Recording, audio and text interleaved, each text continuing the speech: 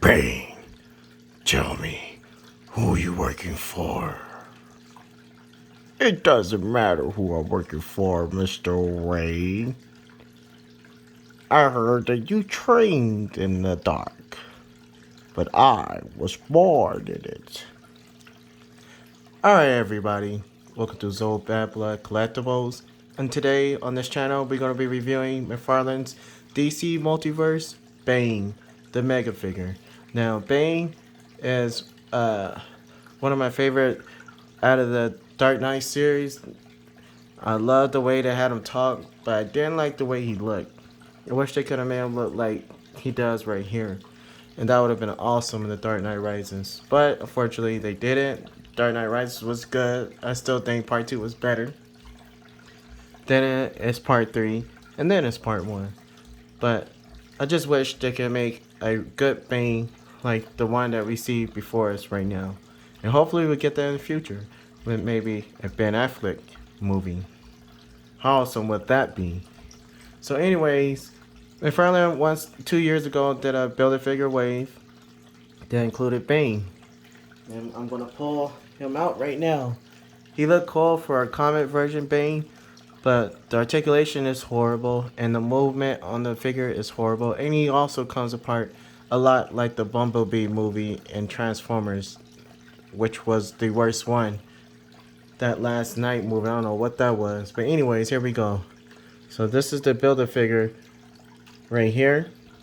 This is the Build-A-Figure Bane. And he looked good. And he looks good on the shelf. But don't try to move him. His legs are going to fall apart real easy. But it's still a nice looking figure. It could have been a statue. Well, it needs to be a statue because he will fall into pieces the minute you move him.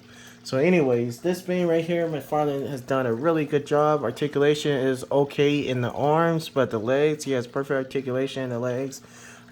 His head is limited to looking down. You can't look down that much, only because the way that the figure is built. But overall, the way that the figure looks is just real great. You can look at his pants, the details, the pockets, the boots, everything just look good. And I love for the fact that McFarlane made it all black from his waist down is all black.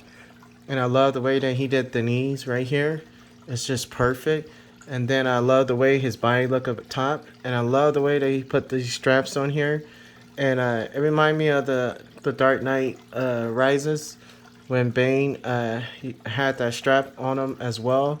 And then I love for the fact that McFarlane did the wires like he did on the head. And I also like for the fact that he put the black light effect in there. We'll do that right now while we're talking about it. And that looks cool. So imagine having a black light underneath your shelf, on top of the shelf, above the figure, and this is what you're gonna get when it's above Bane. So anyways, this is an awesome fig. This video will be a short video because I'm pretty sure a lot of people already did a review on this guy. But if you're a McFarlane collector, this is a must-have in your collection. And I'm a huge McFarlane fan. McFarlane is the reason why I even started collecting in the first place. So looking at this figure, the way he is, how tall he is, this is a mega figure. Now I don't know about the Omega Spy. I mean, he wasn't worth 50 bucks. He should have been what Bane was, which was 30 bucks.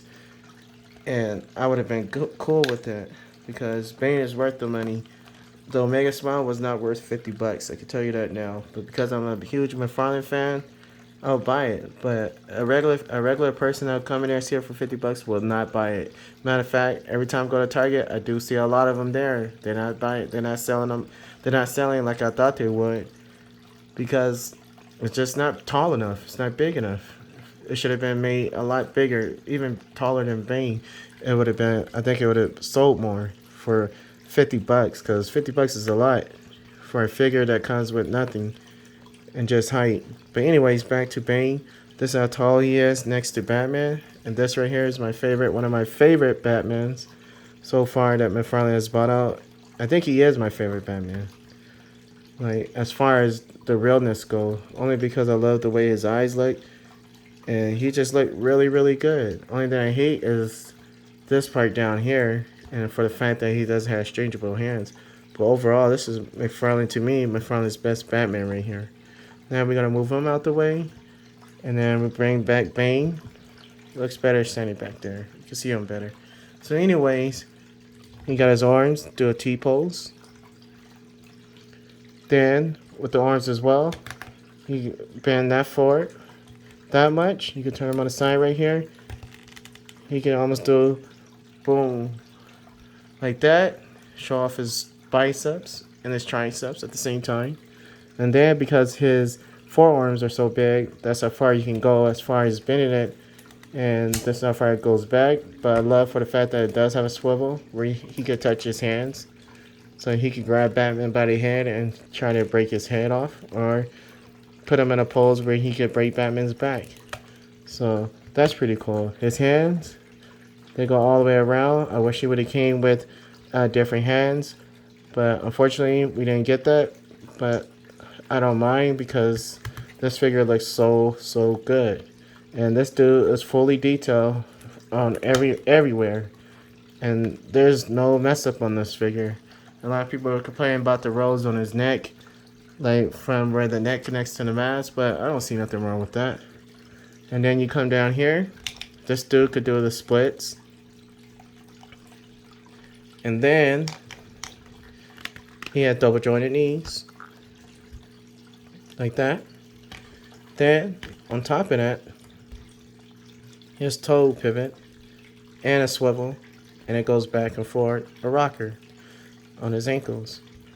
Now this dude just looks really good, and if you look at the detail in his pants and his boots and his pockets, I love for the fact that everything is black. Even when you bend his knees, it's just in blacks, and McFarlane just did a really good job with that. And even in the back, this dude looked good all the way around. So even if you have him like in the back and Batman in the front, look at the way that he looks from behind. He still looks really awesome. He looks really good. Even though you can see this part right here, it doesn't look bad because it's in black. And I love for the fact that the way that he made the pockets on there, and for the fact that he even gave him pockets look good. And then I also love how you can move him sideways at the waist, but you can't even tell that you can do that or not, because the way that it's connected, you can't even see no seams. Now you can see it a little bit, but you have to look real close. But overall, McFarlane has done a really good job. Now he does have a little swivel right here in his thighs as well. He can't go this far, and this gives a lot right here. And everyone's talking about this diaper, but this diaper is worth it on this figure. And he did an awesome job with it. And that's how far it goes forward, backwards. As far as straight, that's how far back it goes. Look at the diaper again. It just looks like it's a real pair of pants. When I showed my wife the figure, she's like, "Wow, Bane, his pants look like they look so real." Yes, he does, because that's what McFarlane does best. He sculpts his figures really good. And this is a really good figure, especially when you put him next to this guy.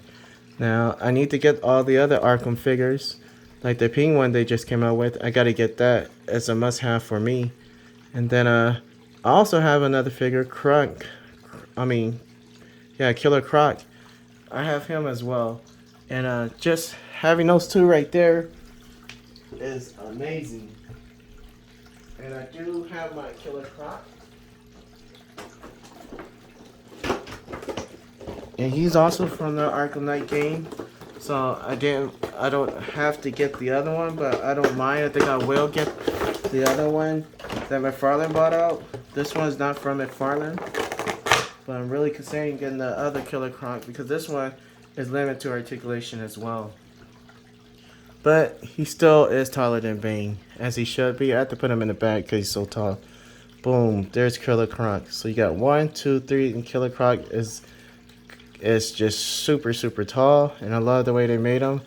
I just wish he had better articulation. So that's that. Then next, I'm gonna stand him next to Lataro, which I will do a video on him pretty soon. I got so much to review. I also got Scorpion and Reptile behind there because I'm going to be reviewing them soon too. So there he is standing next to Mataro. Now guys, imagine McFarlane putting the articulation that they have for Mataro, imagine putting that into Bane. How good of a figure Bane would be. But because if he does do that, the figure might go up to at least 80 to 75 bucks. Probably more than that, because Mataro is, if you see him on the internet, he's probably going for at least 150 right now. 120, 150 the most. Or the least, I say. But anyways, back to these two, especially my Bane. These two look good on the shelf together. This is a must-have if you're a McFarlane fan. And I am definitely a McFarlane fan. McFarlane is the reason why I started collecting in the first place. So I just got so much stuff. I bought every wave that McFarlane bought out in the first year and the second year. And then I slowed down after that because he just started bringing out figure after figure after figure after figure. Like, some of them don't want to be announced and they just out. So I can't help it. And then some of them I didn't really like, some of them I really didn't need. But overall, I'm just glad McFarlane has the DC license for the figures, and I'm just glad that it's finally in his hand where he can do a 7-inch line, because 7-inch line is cool. Next, I'm gonna put him next to my Scorpion. This is a San Diego Comic-Con exclusive. And this is the only Scorpion I have. I do have one of McFarlane as well. But this one is way better. What made me start collecting these is because I didn't like the articulation that McFarlane had for the Mortal Kombat figures. So I do have to spend more money getting the Storm collectibles because their stuff is very pricey. But to get Scorpion at the price I got him, and it was brand new, I'm kind of happy with it. Reptile got as soon as he came out, when they bought him out, and I got lucky with him. But look at that, they both 7-inch, and they look good next to Bane as well. So I want to know what you think. So in the comment section below, let me know what you think about them. Let me know if this is a must-have for you. Let me know what you would like to see from me in the future. Like, what would you like for me to review next? So just hit me up in the comment section below. Also, remember to like and subscribe. Help me support this channel.